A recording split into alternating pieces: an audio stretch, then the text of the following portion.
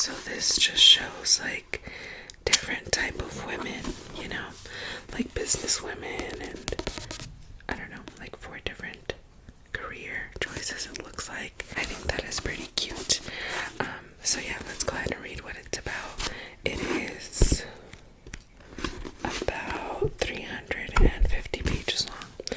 So this says, at their milestone high school reunion, a group of friends makes a pact to finally achieve their high school superlatives one way or another in this lively new novel from the acclaimed author of Last Summer at the Golden Hotel. In 1997, grunge is king.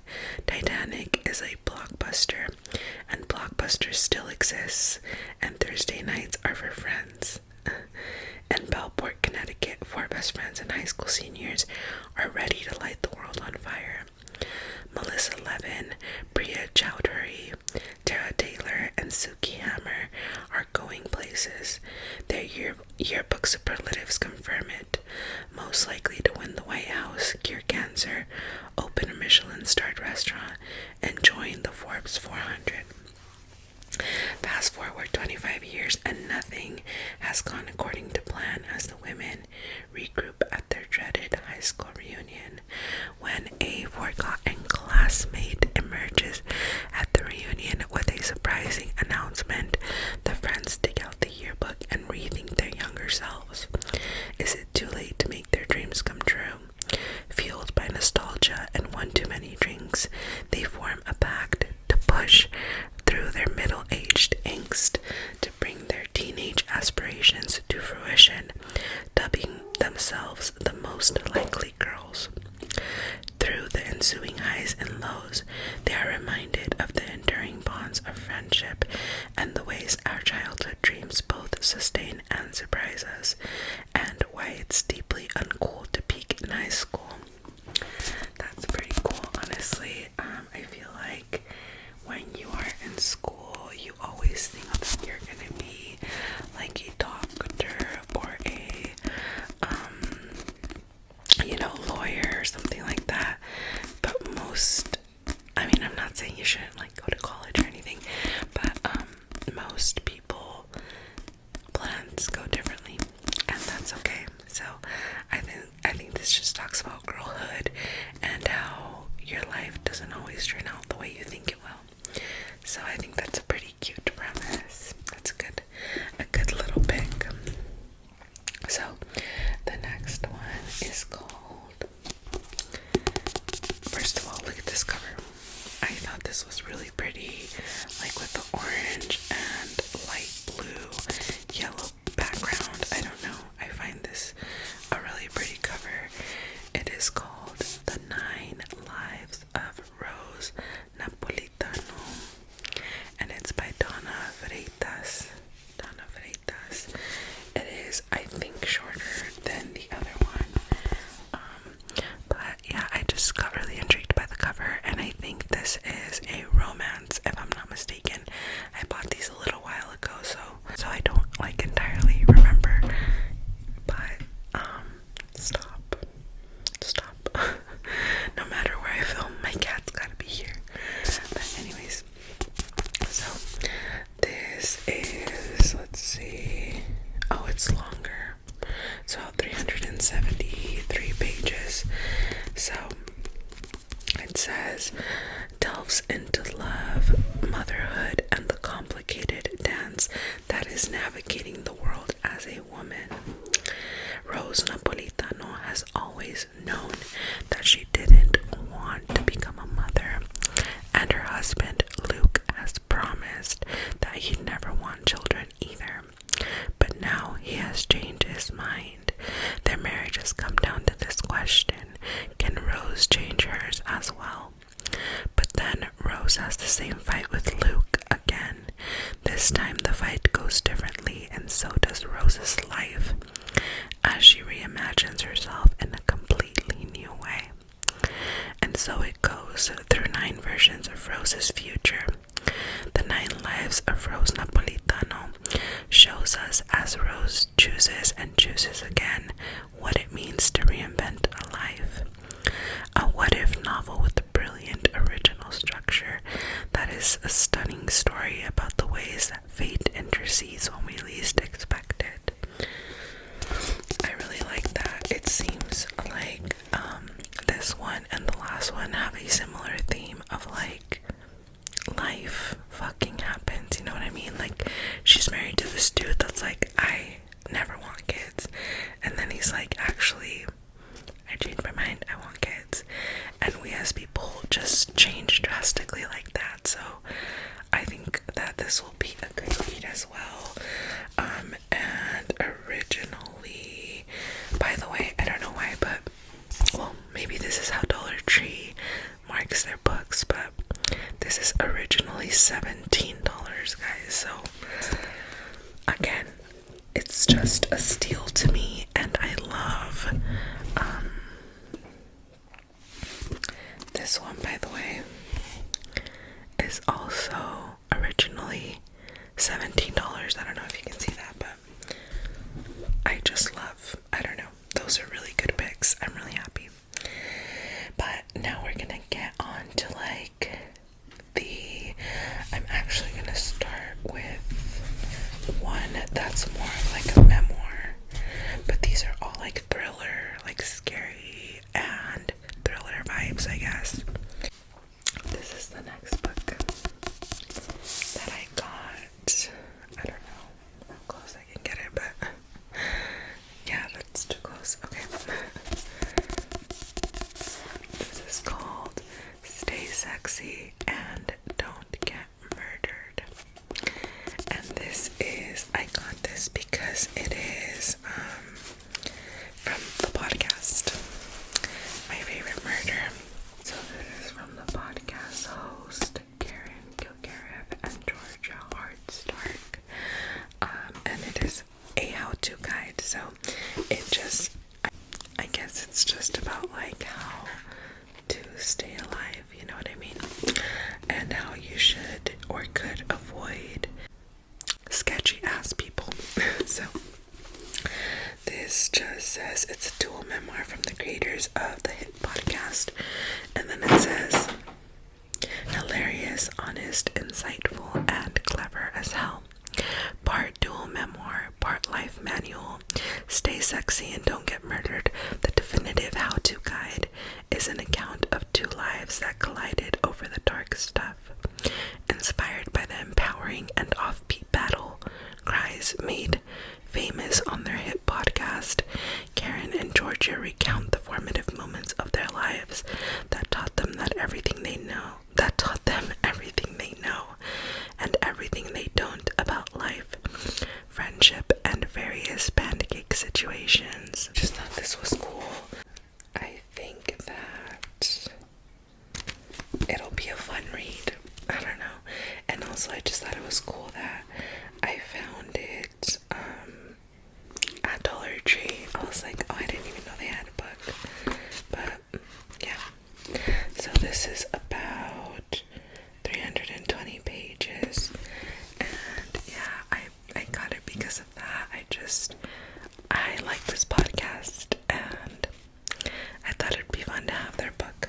So that is that one.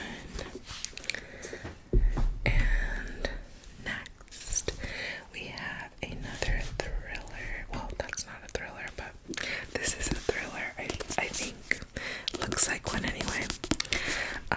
I don't feel great about real people on the covers, and this feels like it was photoshopped, you know what I mean? Like, the scenery was there, and then they were like, I need to put a girl and Photoshop her in there. So I don't know how I feel about that, but I thought it looked interesting regardless. It's called The Stolen Angel by Sarah Bladel. I hope I'm saying that right. It says it's the #1 international best-selling author of The Forgotten Girls. So yeah, this is not too thick. It is about 350 pages. That's like the perfect length of a book for me. Like 400 feels like it's pushing it, but 350 to 370 is pretty cool. So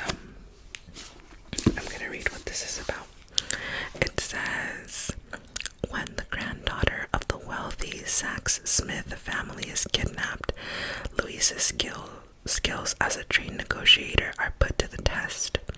She is tasked with helping the desperate mother negotiate what soon turns into a life or death situation.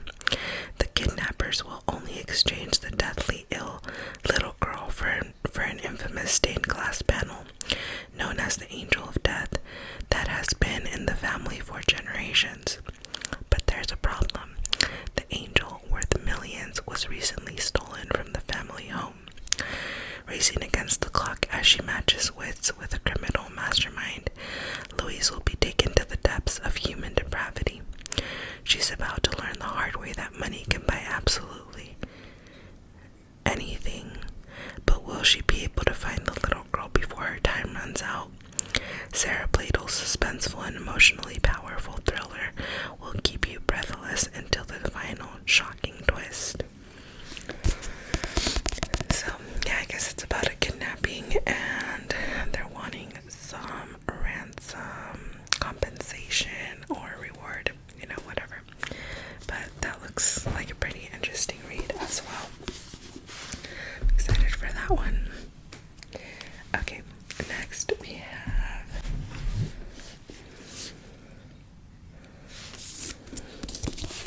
this is a hardcover.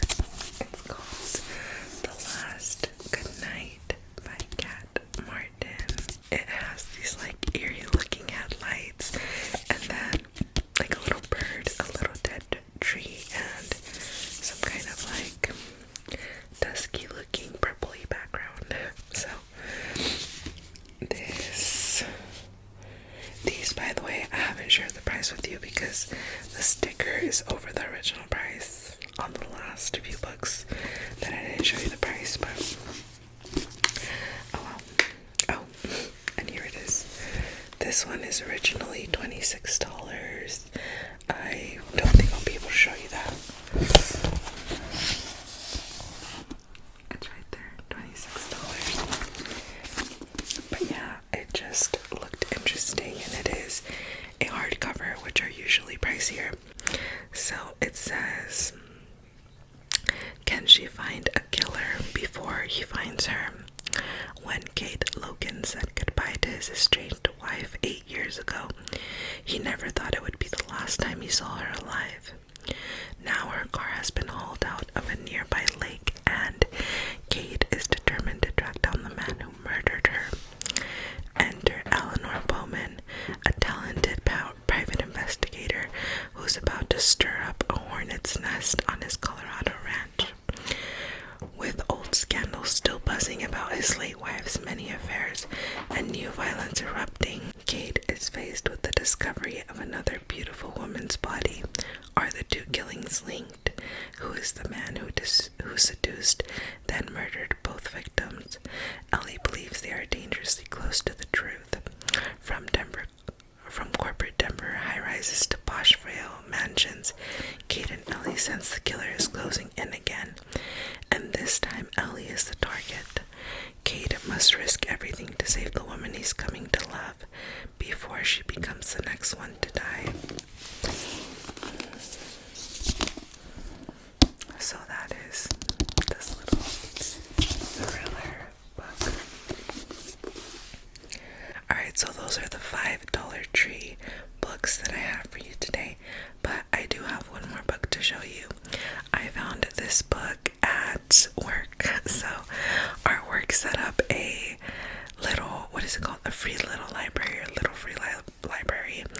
It's where you have locations where you can put books in there, and then they're free. So you swap them out.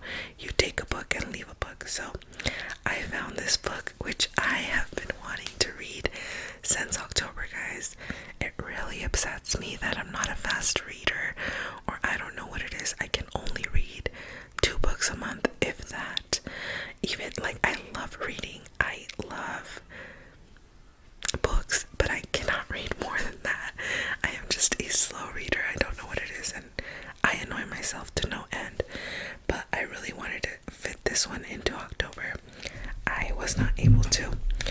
I don't think I'll be able to, because I've been reading For the Wing and will read Iron Flame, which is another thing. thick one, but I really want to read this so bad. It is called Hidden Pictures by Jason Regulak. Guys, I was so happy when I saw this in the bookshelf at my work because I literally added this to my TBR like a little bit before October started. I was iffy about it, but then I saw like a book talker talking about it, and I will tell you the premise. Like, I will read you the premise, but I will also tell you. So it is about a babysitter who obviously babysits a little boy, right? And he likes to draw or whatever, so he's a little kid, right? So he will draw and whatever. And she starts finding his drawings, and they're like innocent, whatever, like they are little kid drawings. But then his drawings start getting really creepy, and she starts to wonder, like, what is happening, you know? Like, is he seeing these things, or why the shift from like these kitty drawings to these crazy things? And it seems like the family is not believing her because she has like a criminal type of background, which, first of all, not to be mean, but like, why would you hire somebody if you do not trust them, you know? The thing that I really like about this book is that it has, like, I don't know if you can tell, but they're like the regular pages and then like darker ones, right? It has some of the drawings, and they just start getting eerie. I don't want to like give myself too many spoilers, but yeah, so these are one of the first few. So it starts very innocent. Oh my god, can I not speak English? But then they start getting like creepier as you go on to the book, into the book.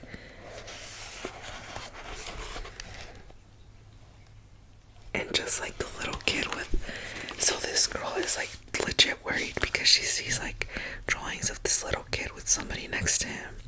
So she's like, what is happening to him? You know what I mean?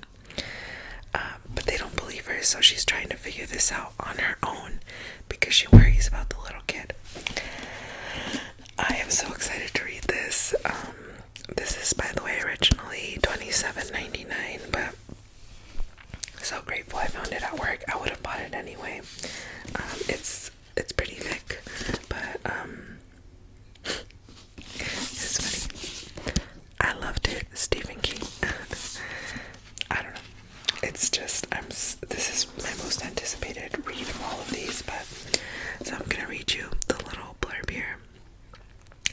So it says, fresh out of rehab, Mallory Quinn. Okay, it's rehab, not a criminal background. Mallory Quinn takes a job in the affluent suburb of Springbrook, New Jersey, as a babysitter for Ted and Caroline Maxwell. She is to look after their 5-year-old son, Teddy. Mallory immediately loved this new job. She lives in the Maxwell's pool house, goes on nightly runs, and has the stability that she craves. And she sincerely bonds with Teddy, a sweet, shy boy who is never without his sketchbook and pencil. His drawings are the usual fare: trees, rabbits, balloons. But one day he draws something different: a man in a forest dragging a woman's lifeless body. As the days pass, Teddy's artwork becomes more sinister, and his stick figure evolves into more complex, lifelike sketches, well beyond the ability of any 5-year-old. Mallory begins to suspect these are glimpses of an unsolved murder from long ago, perhaps relayed by a supernatural force lingering in the forest behind the Maxwell's house. With help from a handsome landscaper and an eccentric neighbor, Mallory sets out to decipher the images and save Teddy, while coming to terms with the tragedy in her own past before it's too late. It seems like it could be supernatural. It could just be, the kid experienced something and is traumatized.